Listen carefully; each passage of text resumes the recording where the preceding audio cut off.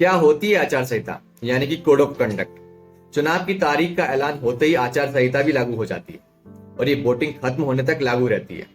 चुनाव आयोग ने राजनीतिक पार्टियों के लिए उम्मीदवार के लिए कुछ नियम बनाए ताकि देश में निष्पक्ष चुनाव हो सके।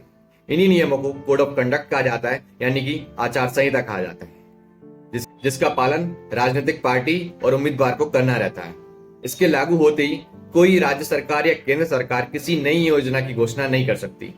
राज्य सरकार और केंद्र सरकार के जो कर्मचारी हैं वो चुनाव खत्म होने तक चुनाव आयोग के कर्मचारियों की तरह काम करते हैं और जो सरकारी धन है वो किसी ऐसे आयोजन में यूज नहीं किया जा सकता जिससे किसी पार्टी को फायदा पहुंचता हो।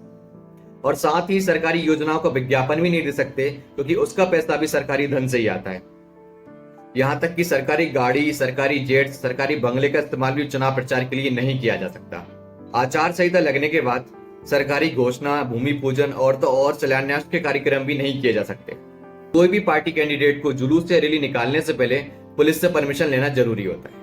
और सबसे जरूरी बात, कोई भी उम्मीदवार वोटर से जाति या धर्म के आधार पर वोट नहीं मांग सकता।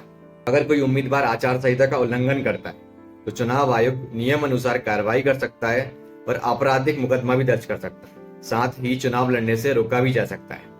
तो दोस्तों, मुझे उम्मीद है कि आज की इस वीडियो में आपको आचार संहिता यानी कि कोड ऑफ कंडक्ट के बारे में महत्वपूर्ण जानकारी मिल गई होगी और साथ ही आप ये समझ गए होंगे कि कोड ऑफ कंडक्ट का लेन देन केवल राजनीतिक पार्टी और दलों से है, न कि आम जनता से।